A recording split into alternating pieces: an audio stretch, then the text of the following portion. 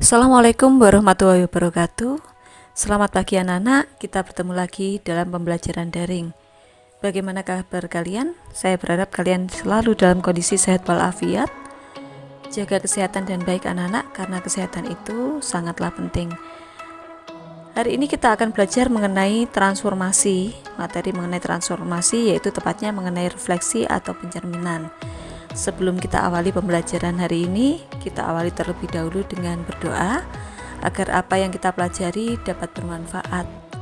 Berdoa, dipersilahkan.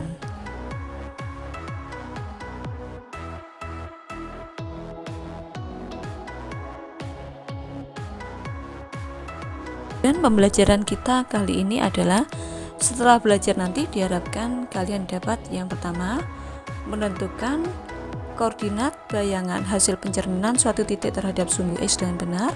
Yang kedua, kalian dapat menentukan koordinat bayangan hasil pencerminan suatu titik terhadap sumbu Y dengan benar.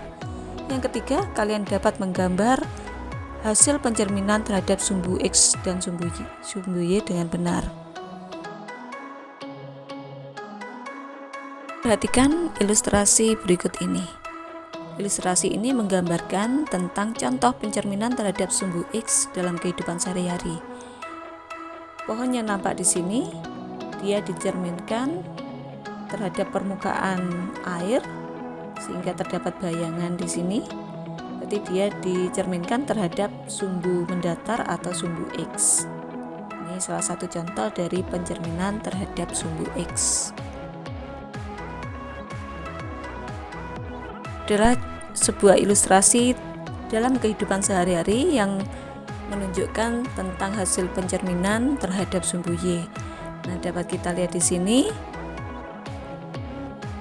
tokoh yang ada pada gambar ini dia dicerminkan terhadap permukaan kaca yang berada pada posisi yang vertikal. Jadi ini merupakan salah satu contoh pencerminan terhadap sumbu Y dalam kehidupan sehari-hari. Jelasnya, perhatikan tayangan berikut ini. Terdapat titik A berkoordinat 2,2 yang akan dicerminkan. Jadi pencerminan terhadap sumbu X sehingga diperoleh titik berkoordinat 2,-2. Titik A aksen merupakan bayangan dari titik A setelah dia dicerminkan terhadap sumbu X. Kita ambil contoh lainnya lagi. Misalkan kita ambil sebuah titik yaitu negatif 4,1 titik B. Titik negatif 4,1 atau titik B dicerminkan terhadap sumbu X sehingga diperoleh titik B aksen sebagai titik bayangannya yang berkoordinat negatif 4, negatif 1. Begitu juga apabila kita ambil titik C yang berkoordinat negatif 2, negatif 3 yang kita cerminkan terhadap sumbu X, maka akan diperoleh titik C aksen berkoordinat negatif 2,3. Seandainya kita ambil titik koordinat A 5,3, di mana titik ini akan kita cerminkan terhadap sumbu Y, maka akan diperoleh A aksen negatif 5,3. Begitu pula kalau seandainya kita ambil titik B berkoordinat 1,2 yang dicerminkan terhadap sumbu Y, maka akan diperoleh koordinat bayangan titik B aksen yaitu negatif 1,2. Untuk titik C yang berkoordinat 3, negatif 2 apabila kita cerminkan terhadap sumbu Y, maka akan diperoleh titik C aksen yang berkoordinat negatif 3, negatif 2. Dari dua video sebelumnya, maka dapat kita tampilkan dalam bentuk tabel. Tabel sebelah kiri itu menunjukkan tabel tentang hasil pencerminan suatu titik terhadap sumbu X. Tadi apabila kita memiliki titik A 2,2, maka hasil pencerminan terhadap sumbu X adalah 2, negatif 2. Dan apabila kita memiliki titik B berkoordinat negatif 4,1 yang dicerminkan terhadap sumbu X, maka kita akan memperoleh B aksen berkoordinat negatif 4, negatif 1. Begitu pula dengan titik C negatif 2, negatif 3 yang dicerminkan terhadap sumbu X, maka akan diperoleh titik C aksen negatif 2,3. Sehingga secara garis besar Apabila kita memiliki titik W yang berkoordinat X, Y yang dicerminkan terhadap sumbu X, maka W aksen atau koordinat bayangannya adalah X, negatif Y. Jadi yang berubah tanda untuk pencerminan terhadap sumbu X adalah Y-nya.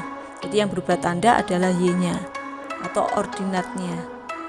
Begitu pula dengan tabel sebelah kanan, itu menunjukkan hasil pencerminan terhadap sumbu Y. Di sini kita memiliki titik asal dari video tadi, yaitu titik A 5,3. Hasil pencerminan titik A terhadap sumbu Y adalah negatif 5,3. Begitu juga titik B 1,2, setelah dicerminkan terhadap sumbu Y, dia berkoordinat negatif 1,2. Dan titik C 3, negatif 2, koordinat hasil pencerminan terhadap sumbu Y-nya adalah negatif 3,2.